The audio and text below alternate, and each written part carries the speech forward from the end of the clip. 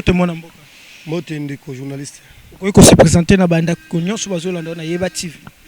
Bon, eza bien ngai ndeko na bino Kinkela Muyombe le grand combattant, coordonnateur ya Union des Tshisekidistes ne Congo. ITN Congo. ITN Congo tobetama solo etali politique et guerre eza koleka crise zo leka na sein IDPS lelo yo bande ko na biso ya ba Peter Kazadi Jacquemin Chabani et d'autres ba pesa ki Jean-Marc Kabou na Augustin Kabou ya ba démissionner ça qui inspiré de lelo et kolandisa manyo zo leka na kata IDPS à point défini ezani. Bon makambo nyonso bozomona oyo zo salima awawa ezalinde kaka nenge peuple oyo babundaka pour l'état de droit, donc respect à ba texte makambo nyonso moni bitumba oyo mona que non bato IDPS za parti à ba valeur tango mutu oyo abundi pour la bitumba oyo abundi lelo tozu pouvoir azomona désordre na kati ya parti et makambo tambola te lokola nenge to bundela nenge to yebeli yango peuple il faut aloba peuple fallait manifester que basenga ki jamais kabundi alungwa yo zali na ngambo nini parce que to tseza miko balade yo za na ngambo nini bon kolongwa ezali loko moko ya gravité parce que to yamba ba secrétaire général ebelé na parti preuve ane que mavungu oyo nani a remplacer secrétaire général mavungu alonga pe le peuple boye kaka tango peuple ba combattant ba moni que non makambo tango te loko ndenge eloba meneli. Il faut que bimsa yango na poisa bat ba mona que non besoin déclarer pourquoi ceux qui m'ont déclaré azo revendiquer cause mo ça juste effectivement il faut longwa bon ne bakanga ki jeko azala na carte na échanger et komona ba combattant ba ki ko silika soutan ba ki ko kanga ye yo ko ki ko lobanini yango ya arrestation ya jeko auti ko sala 2 ans na carte na prison et ba ye lui sous même parti na ye propre ba ki ko kanga na échanger. Bon, tous en état de droit. Moka ezongi na mibeko nango. Ko revendiquer cause juste et ko examiner la constitution. Donc tant on a revendiquer bango ba moni qu'il faut pas maîtriser. Ti ba menga ki eza déjà injuste. Pour biso to revendiquer na violence té.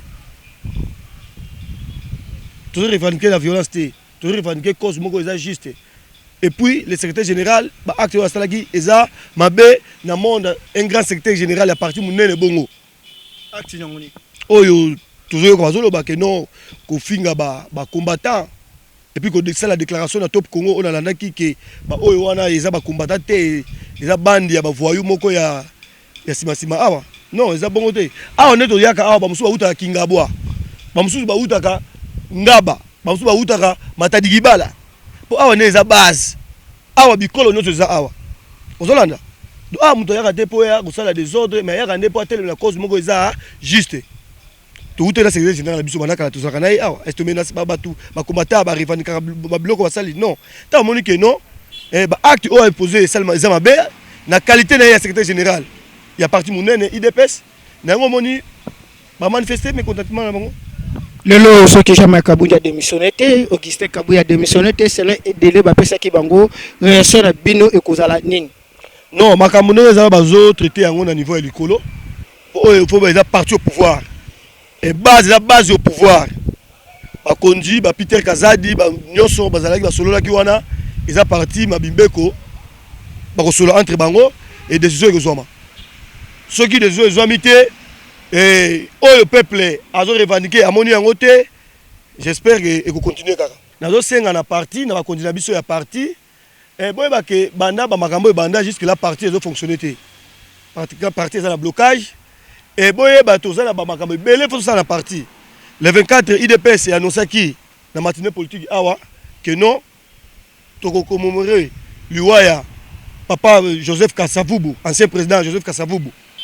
Les activités moko munene. Les activités moko munene c'est que seulement IDPS faut l'accès dans monde que non to bandi ba action. Chef d'état le baki 2020 ça année ba action. Et ba action c'est les partis et ça premier événement autre sala. Na osenga batikala ba distraction wana bazo ba décision rapidement base ça satisfait et par là to kende le 24 coming dans 9 jours to comme le 24 mars. Et ça événement moko munene na yango na kosenga na bane Congo ngaza coordinateur na bino ya Union des Tshisekedi ne Congo na kosenga bane Congo bo se mobiliser makasi na niveau ya Boma Mwanda Matadi na Tsela na Maduda kuna na Lukula na Patu bo se mobiliser makasi nga l'idée na bino na kotoyo le 24 IDPS mo mioto ya wana to lagisi bolingo na biso envers bino pour makambo oyo IDPS alobaki ko sala ko ya ko fêter ba anniversaire ba président o bakufa et sala mana nuté na niveau ya Kisasa awa boyebi kasavu bana kufa ata président moko asala fête tele loi na ye toyebi yango et IDPS azu initiative wana ko raisonner que non ba de ko mpe babuna mingi pour le mamboko me pouvoir oyo na yango moni balatsaki eloko wana na yango senga base bo contacter ngai ndeko nyonso oyo za posa ko s'adhérer na Union des Tshisekedi ne Congo obengi ngai na koyamba yo to développer to soutenir chef de l'état total la province na biso total la intérêt province na biso hein bo contacter ngai na plus 243 89 610 34 04 plus 243 89 610 34 04. Merci mon amour. Merci ndeko. Mbote ya balandi ya Yeba TV télévision mbote na bino nyonso bozwi libako ya kolanda biso sikoyo partout jamais bino na quatre coins nyonso monde que pour boza toujours on a branché ya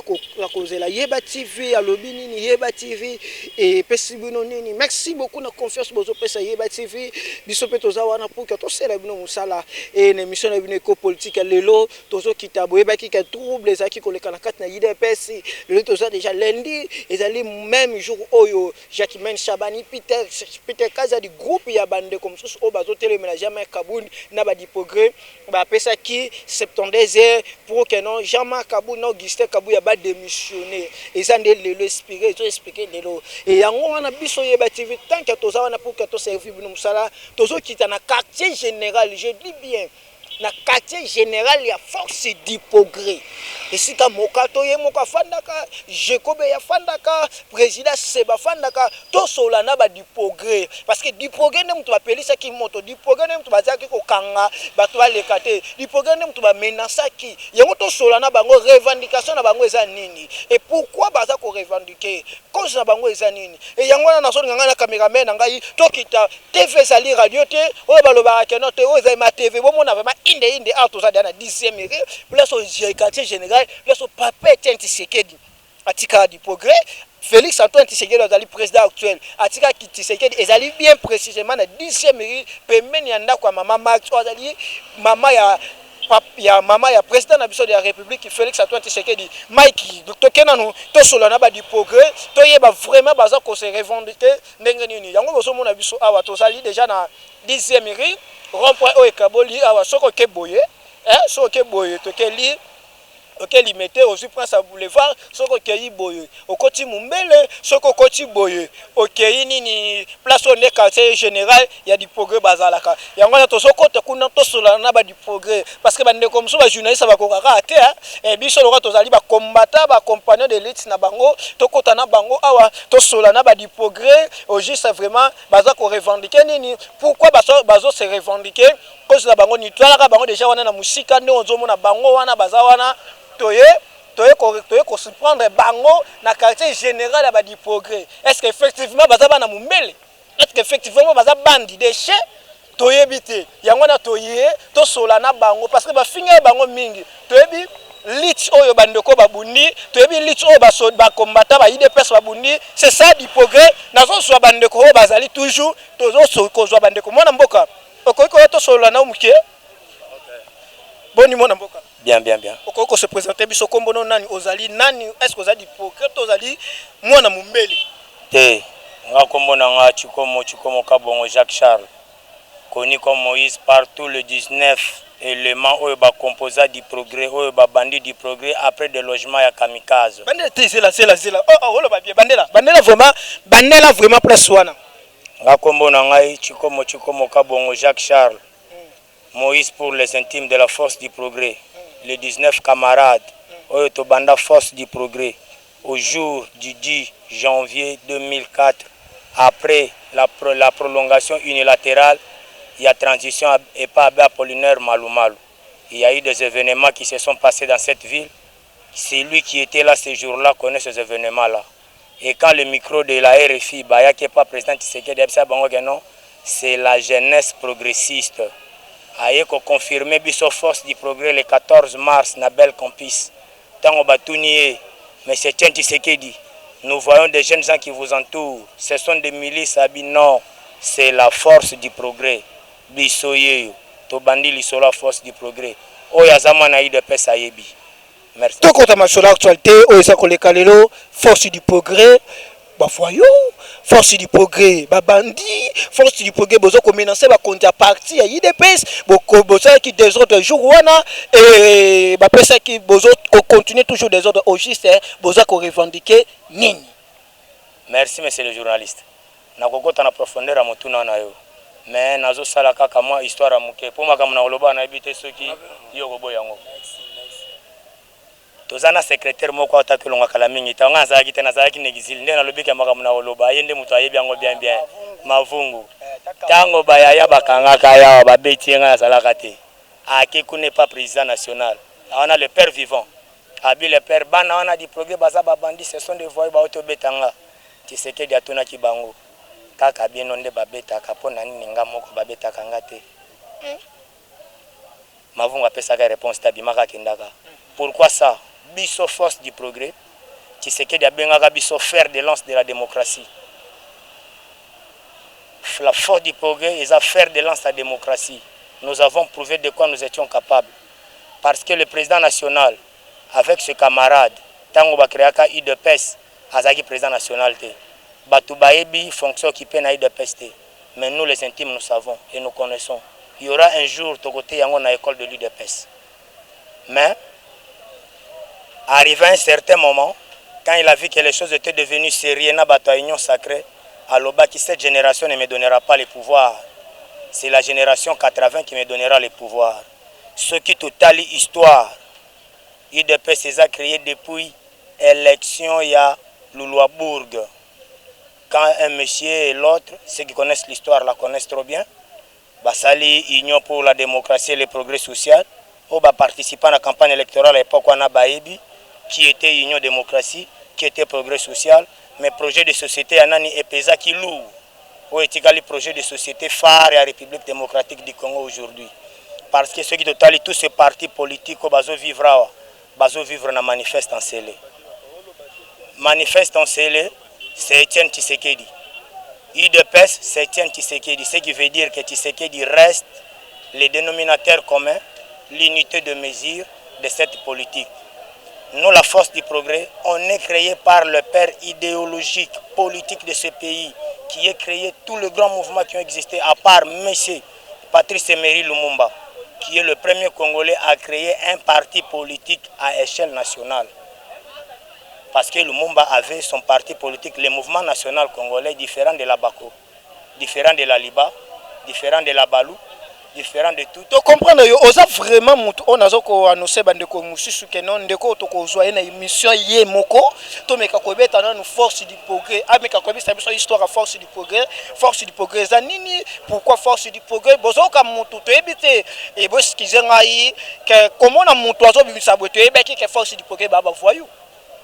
que force du progrès ali baza bakulu na mumbele et mais bozoka ke ndeko azo bimisa makama bepo na ngai na so talinga vraiment ba charge de pour les obi mangai comme na mutu ya bozala rappeler na ba force du progrès mais to kota na actualité ezali lelo ba pesa ki chef ba pesa ki Jamais Kabundi na Augustin Kabuya 72 ba démissionner ezali lelo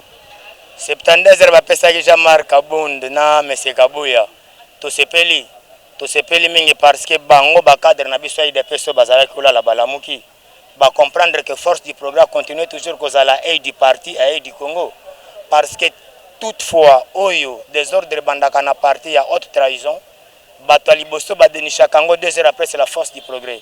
Tango to bandaka côté on a battu no banoyo bangi bamelaka banoyo non biso to melaka bangité et puis pe mutamelaka bangi aza muta maele po bangi babangi yango matiti abonya mais kaka biso bato bangi wana ndenge président je crois lobaki mokolo liboso kaka biso nde tomonaka danger bato bachaka tembe bati tembe ti danger wana est comme manifeste pour les cas échéants les gens vont dire que non la force du progrès qu'il y a du désordre nous ne créons pas le désordre depuis que notre patrimoine national que l'UDPS a été créé nous avons que l'UDPS comme maison mère et dans l'UDPS il n'y avait que des mouvements informels de masse et des présentations massives. Nous comptons d'abord la première branche, le Parlement debout, qui est la mère de tous les mouvements informels de l'UDPS. Après le Parlement debout, la force du progrès, c'est le deuxième fils de l'UDPS, un point c'est tout. Après la force du progrès a généré des bananes. Il y a combien de combat des bananes? Honnête pas aller tous la défensive après tous bon les femmes ils peuvent aller on peut contribuer à moko na kati ya IDPS c'est ligue de jeunes c'est force du progrès parce que biso tout ça de jeunesse ya IDPS mais le lot ceux qui jamais kabunda démissionné tende ba bisi a démissionné ni nango sous force du progrès ko sala merci c'est-à-dire quoi jamais Kabundi ayeba ye ite mutal boso alongwa te pe kabuya alongwa na IDPS mais il y a de plusieurs secrétaires généraux baleka pe balongwa ti secrétaire tuna bango ponika ba menasaka bino me bansaka c'est ça c'est que bango baza batuma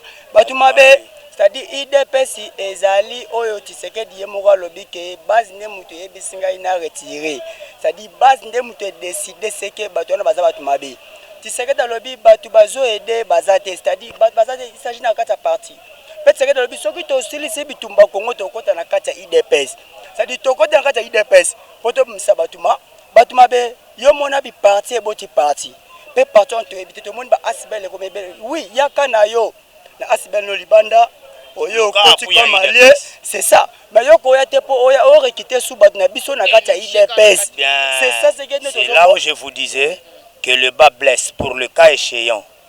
M. Kabouya, M. Kabound se servent du charisme et du calme de notre président Fachi, de bonne éducation parentale. D'abord, il y a une éducation à la famille, il est doux de caractère, humble de cœur, mais il est décisif là où il est. M. Kabouya a créé les Amis de Kabouya, parti politique. Aya Tony Selibiso, les Amis de Kabouya en permanence. Il mène à parti Bayebité, slogan parti Bayebité. Kabunda Kabound, Bakota Nabiso IDPS a pris une décision finale. Ce qui veut dire l'IDPS n'existe que des noms. Les lots IDPS ils ont existé à Combo.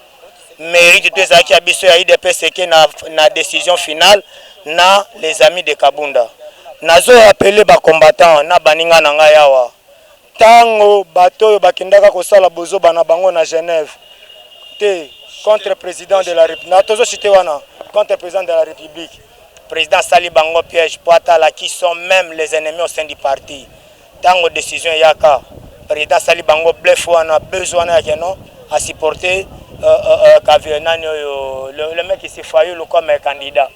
Kabound, il a trahi pendant que nous la base position ya Kabouya na Kabound. Quand la base a dit on organise des élections ici, c'est de notre candidat Bisso Base. Nous avons que le président a retiré candidature, signature na candidature ya Fayoulou. C'est bon mon amboka totonjo. Nde yangwana pe tolobi Kabouya akolongwa alinga te parce que l'IDPS c'est la pyramide renversée à Salongwa qui. Merci. Wana bomo toza toujours na kati ya IDPS na kati ya quartier général ya du progrès bozo mona ke nenga tozo za bande ko na biso du progrès tozo sélectionner te o to yaki to triquer o to vraiment eza en direct bozo mona ke to kiti na quartier général na bango na kati na base baloba trop ba finga bango trop mais tozo bate bomoni ndeko moko nenga otiko loba wana abimisi savoir na ye abimisi mayele na ye o baloba ke ba pesa du progrès poste te parce que baza ba voyou parce que batanga te baza ba titre académique te mais boyoki ndeko na bino moko a di progrès wa otiko loba ana di progrès eza na bino moko bo juger biso ye bativité oza wana poto sala bango musala ye mwana mboka boni bien papa santé calme kimia makasi mais ba soda basana yo kimite bo te wana bleu amike so banga bleu wana te o mesana ngo to mesana ngo fo e konna bisango wana kasi yango na babenga bino pe ba fois yuti yango na lokwa bo mesana ba yango pa babenga bino ba fois yuti ba fois on ne ba bundeli lelo to comme na pouvoir pour le temps de toi ko tana moko yo ka biso o ba benga biso ba fois oui biso ba dipoke to na souvenir ma ben na pouvoir c'est-à-dire souvenir on roi en opposition ko ba notu na dipoke na minute to kufie belé peto ko tsenga okufa kufa belé ma biso silence ka yango to lobike silence na biso to mona le ko ba monela ki yango net massa na biso kufia secrétaire général misate lokote papa totika pe ko sa pe secrétaire général monsieur Lorote balela ki on a kata parti olela na parti ndako na biso wana la parler na biso ya tisa sombela biso parler wana na ko lala wana na lié wana etali yote mais bimisa ndembongo to moni ke batu wana c'était troupe mo ba moni la batu yango to biso aide du parti aide du Congo aide du parti lelo balobaki na Jamais Kabundi a démissionné to moni soso ba renforcer sur la police wana ba soda ba policier wana balobaki na ba Peter Kaza ba pesa ki décision wana ba pesa ki 72 a démissionné bino aide du parti pour na biso aide du parti to sécurité siko musala bande 72 ba démissionné siko musala bande force oza mobali ayo chama kuna permanence totale ba policier wana to bagarana ba ngwande na biso nga mesana ko ka gaz ku ya masasi mona na bo na yo ke lote man na yo wana bon ce qui a démissionné soit démissionné to kende na bango tina so di jamais a démissionné de papa papa biso tozana esprit ya papa Etienne Tshisekedi papa Etienne Tshisekedi aza révolutionnaire a teleme biso pe toza wana contre ba droit na biso so bo respecter biso te biso pe to respecter binote alors to souffrir fort. Alors tant que tu souffrir, tu as toujours na bino, na sima na bino, tu as battu la bino, tu as la bino et puis tu as toujours carapona, ko battu la bokondi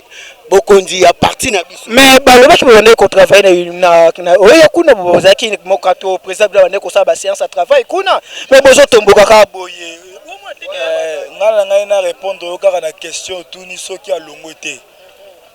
J'allais juste répondre que non, le vrai héritage qui serait d'Atikeli Biso, ce n'est pas le pouvoir. Mais le vrai héritage, c'est notre parti l'IDPS. Ce que l'on était à mon face B, c'est ça ma réponse.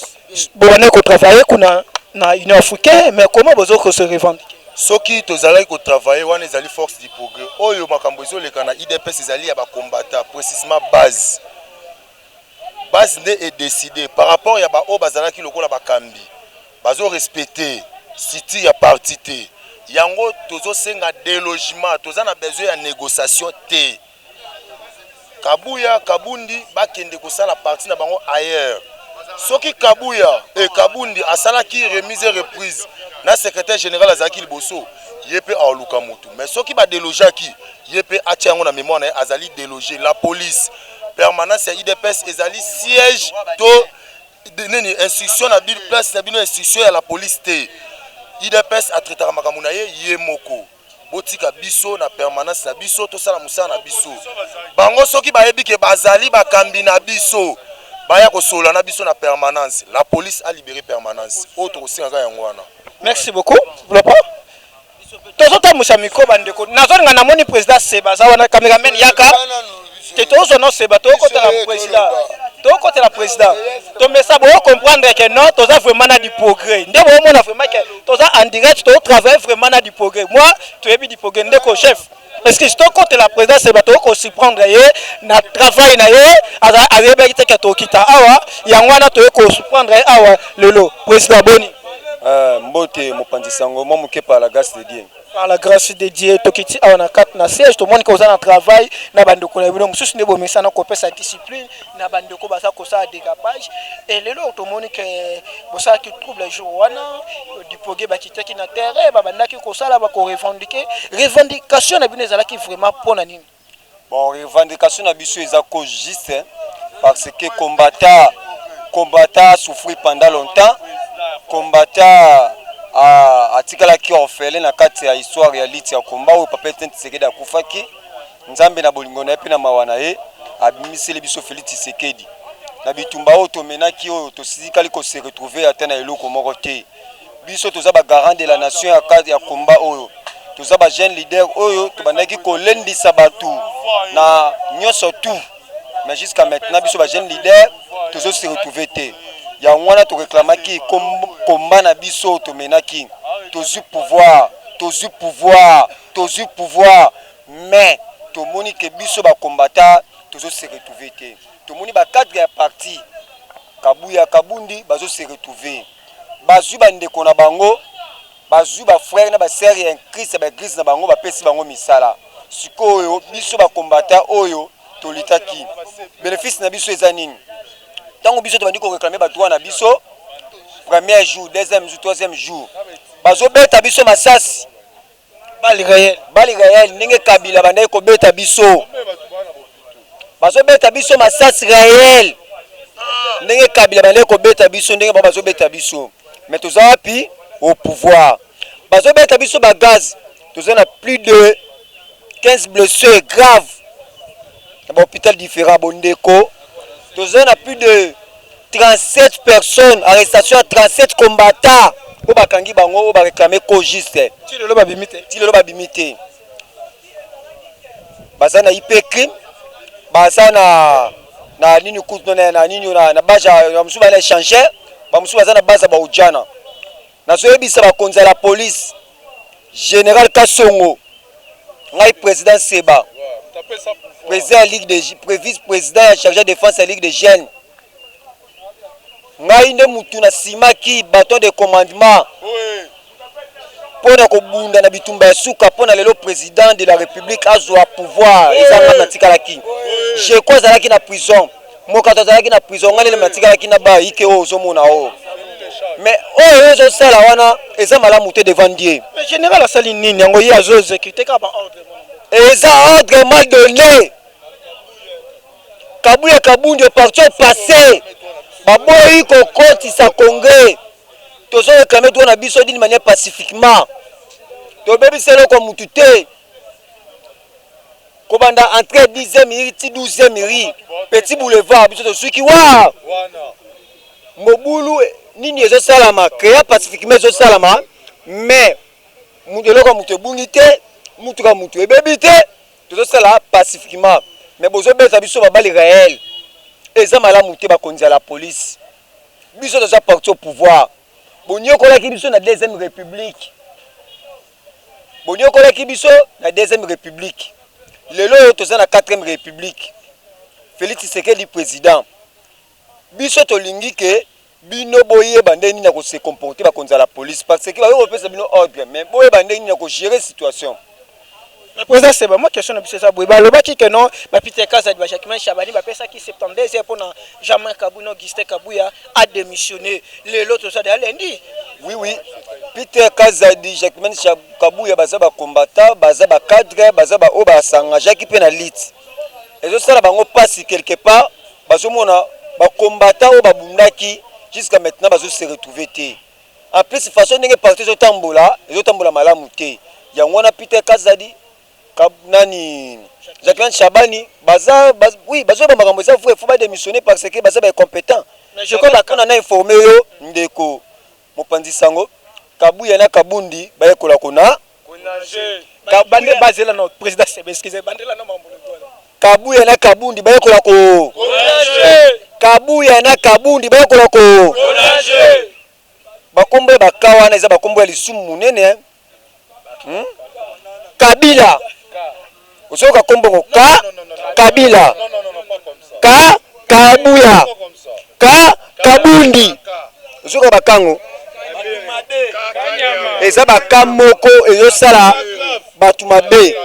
bakawana enyokoli ba mitu ya peuple congolais c'est-à-dire que biso ba combattant biso base qui est souverain tolobi boye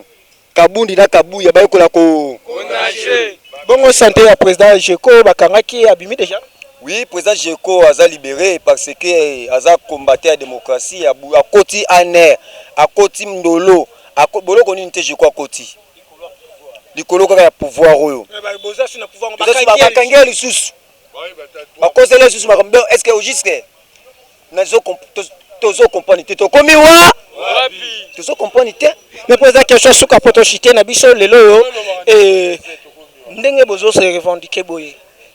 est-ce que lelo soki Jean-Marc Kabuya na pouvoir kaka a démissionné que décision ya dipoke ko za nini deuxième question na biso pourquoi makambo beaucoup de déjà na chef de l'état pour bosola na makambo oyo tokolemba te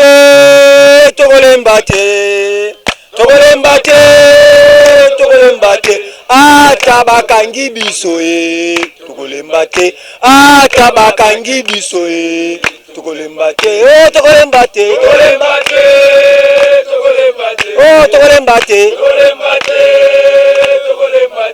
ata babomi biso ata babomi biso oki réponse ya base bakolemba te ata bakangi biso ata babombi biso tokolemba ye nde akolemba koboma akolemba kokanga bi bandeko na biso batika bana na bango oyo baza na se ya mabele baesprit wana ezoyoka bandeko na biso bakufi na histoire ya 37 ya komba bakangami bakufi bana batikali baveve bana batikali bana batikali baorphelin basi batikali baveve na histoire ya litsa 37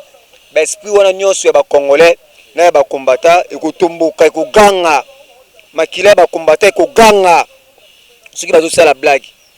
makila ya bakombata ekoganga mopanzi sango. Merci beaucoup Totonjo Botondi. Mais to comme na suka vraiment émission na biso bomona ki to yamba ki to kitaki na quartier général ya force du progrès ezali question suka yeli biso boza ban bino boza ba mumbele te o balobeke bako o baza wana baza ba combattant 100 jours baza ba uta bana mumbele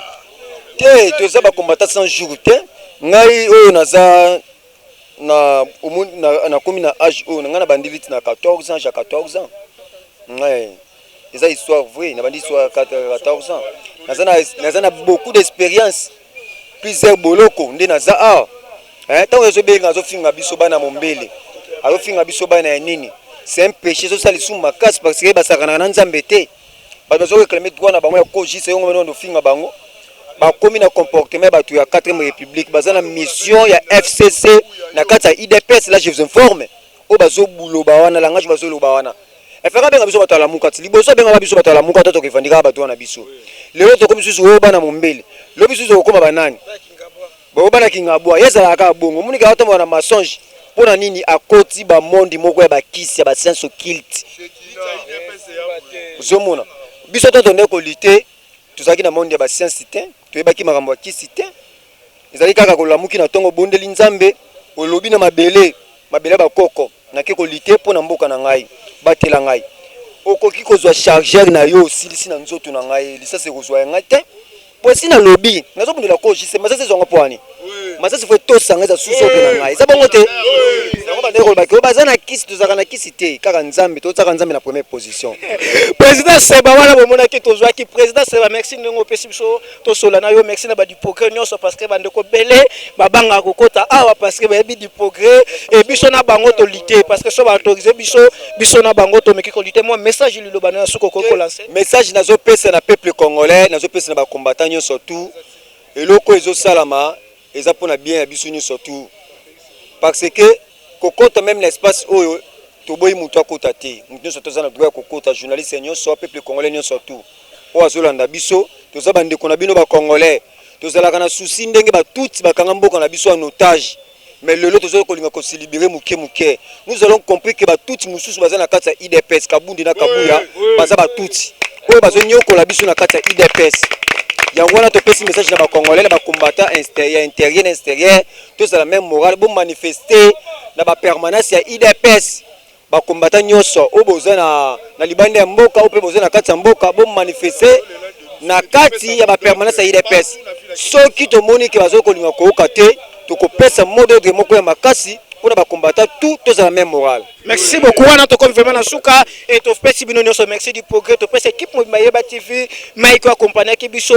toza wana to sali musala na biso pour que bandeko na biso baza na Europe baza partout balinga ki ba yoka réaction ya du progrès eza nini après avoir na ba makambo nyonso leki na kati na parti de pesi ba to sali yango na mumbele te to sali yango na kingaba te to na kati na 10e iri bo mo ndenge tozaki na entrée bo mo na pe biso ndenge tozo bima po to lakisa bino ke to ki vraiment na IDPS et merci beaucoup na ba combattant nyonso toza wana tant nyonso bo za besoin na biso Yeba TV to za na pour to accompagner bino merci beaucoup.